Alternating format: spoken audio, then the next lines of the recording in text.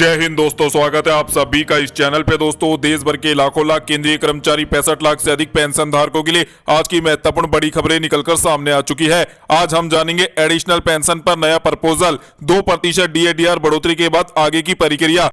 इसके साथ ही आपको बताएंगे रक्षा मंत्रालय में बने नए पे कमीशन सेल की भूमिका, और इसके साथ ही 60% प्लस उम्र वालों के लिए सरकार का एक बेहद ही महत्वपूर्ण हेल्पलाइन नंबर जारी किया गया है। साथ ही आपके लंबित बकाया 18वां एरियर को लेकर अन्य महत्वपूर्ण जानकारियां निकलकर सामने आ चुकी है। साथ ही साथ कार्मिक मंत्रालय और पेंशन मंत्रालय से जुड़े कई महत्वपूर्ण दिशा निर्देश भी कर्मचारी पेंशन धारकों के लिए जारी कर दिए गए हैं। सभी केंद्रीय कर्मचारी 65 लाख पेंशन धारकों के लिए आज का यह वीडियो काफी महत्वपूर्ण रहने वाला है।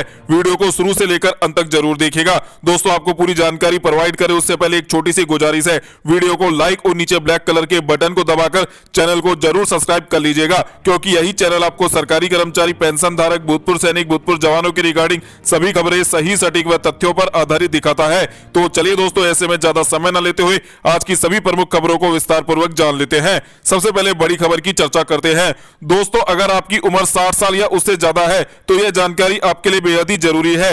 भारत सरकार के सामाजिक न्याय और आधिकारिक मंत्रालय द्वारा एक सीनियर सिटीजन हेल्पलाइन नंबर की शुरुआत की गई है।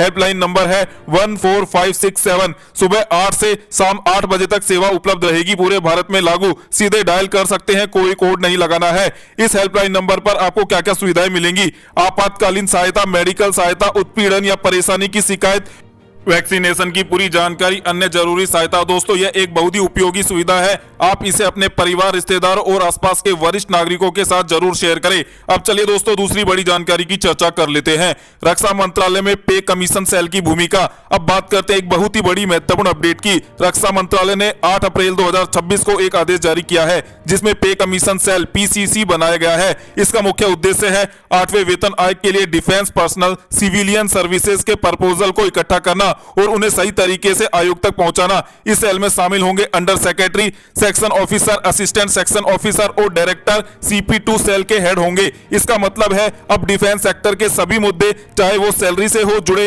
या पेंशन से जुड़े हो या भत्तों से जुड़े हो, एक व्यवस्थित तरीके से 8वें वेतन आयोग तक पहुंचाए जाएंगे। लेकिन यहाँ पर एक महत्वपूर्ण बात, इस सेल में JCOs और जवानों का प्रतिनिधित्व भी होना चाहिए, ताकि जमीनी स्तर की समस्याएं भी 8वें वेतन आयोग की कमेटी के सामने पहुंचाई जा सके। चलिए दोस्तों, अब अगली बड़ी इंफॉर्मेशन की जानकारी आपको दे देते हैं। दोस्तों, आपके महंगाई भत्ते, महंगाई राहत बढ़ोतरी को लेकर अब आगे क्या होगा? दोस्तों, सरकार ने 2% DADR बढ़ोतरी की घोषणा कर दी है। अब DA 58% से बढ़कर 60% पहुंच चुका है। लेकिन सवाल है, पैसा कब मिलेगा? इसके लिए भी अभी प्रक्रिया बाकी है। वित्त मंत्रालय, डिपार्टमेंट ऑफ एक्सपेंडिचर का आदेश, पेंशन मंत्रालय का आदेश, उसके बाद इस पर सिस्टम में अपडेट, फिर पेंशन का भुगतान। ध्यान देने वाली बात है, अगर आपका SMS पुराने रेट पर आता है तो घबराइए मत, बाद में आपको एरियर मिल जाएगा। लगभग 3-4 महीने का बकाया आपको एक साथ दिया जाएगा। दोस्तों, आपकी जानकारी के लिए बता दें, केंद्रीय कर्मचारी पेंशन धारकों के लिए नया महंगाई भत्ता 60%, जिसका ऐलान केंद्र सरकार ने हाल ही में किया है, उसका भुगतान आपको 1 जनवरी 2026 से किया जाएगा। संभावना बहुत कम है कि अप्रैल महीने की सैलरी पेंशन में आपको 60% DADR के साथ सैलरी और पेंशन का भुगतान देखने को मिलेगा। उम्मीद है कि मई महीने की सैलरी पेंशन आपको बढ़कर जमा करके दी जाएगी, जिसमें कर्मचारी पेंशन धारकों के लिए 60% DADR का भुगतान किया जाएगा।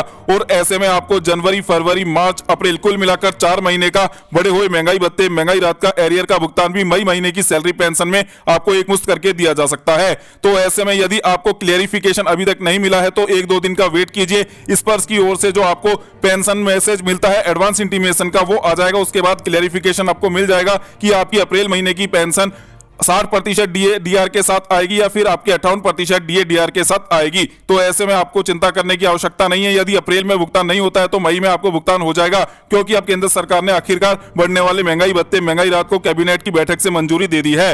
अब चलिए दोस्तों, अगली बड़ी इंफॉर्मेशन की चर्चा कर लेते हैं। दोस्तों, अगली बड़ी जानकारी काफी महत्वपूर्ण है सभी कर्मचारी पेंशन धारकों के लिए। अब आते हैं सबसे महत्वपूर्ण मुद्दे पर। दोस्तों, आपकी जानकारी के लिए बता दें कि एडिशनल पेंशन को लेकर नया प्रपोजल सामने आया है। अब सबसे महत्वपूर्ण मुद्दे की चर्चा कर लेते हैं। वर्तमान नियम क्या कहता है? जैसे ही पेंशन धारक अपने जीवन काल के 80 साल पूरे करता है तो 20% अतिरिक्त पेंशन का भुगतान किया जाता है। 85 साल पर 30%, 90 साल पर 40%, 95 साल पर 50%, 100 साल पूरे होने पर 100% पेंशन का भुगतान किया जाता है। लेकिन अब नया प्रस्ताव आया है JCM की तरफ से।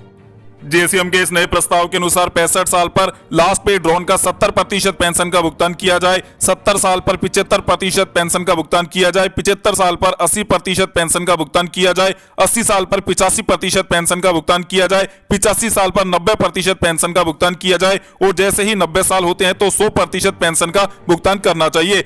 दोस्तों इस प्रपोजल का असली मतलब क्या है? दोस्तों यह सबसे बड़ा सवाल यही है कि इस प्रपोजल का आखिरकार मतलब क्या है, पेंशन धारकों को क्या फायदा होगा। लास्ट पे ड्रॉन यानी नौकरी के समय की आखिरी सैलरी का प्रतिशत, लेकिन समस्या कहां है? मान लीजिए कोई व्यक्ति 80 साल का है तो वह 2005 और 2010 में रिटायर हुआ होगा। अब उसका लास्ट पे ड्रॉन बहुत पुराना होगा तो आज के हिसाब से 85% देने में उसे फायदा कितना रहेगा?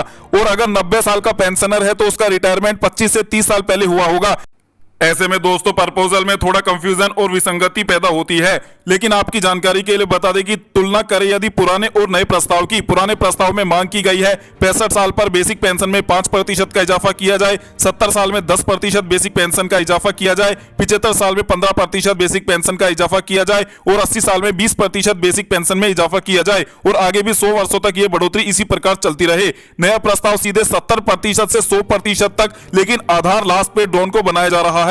इसलिए यह जरूरी है कि लास्ट पे ड्रॉन कैसे कैलकुलेट होगा, क्या इसे वर्तमान वेतन से जोड़ा जाएगा, इन सवालों पर आगे चर्चा होना बाकी है। तो ऐसे में केंद्रीय कर्मचारी पेंशन धारकों के लिए 8वें वेतन आयोग की कमेटी कोई भी फैसला लेती है एडिशनल पेंशन में सुधार करने को लेकर, आयु सीमा में बदलाव को लेकर, इससे सीधे तौर पर पेंशन धारक को बहुत बड़ा फायदा पहुंचने वाला है।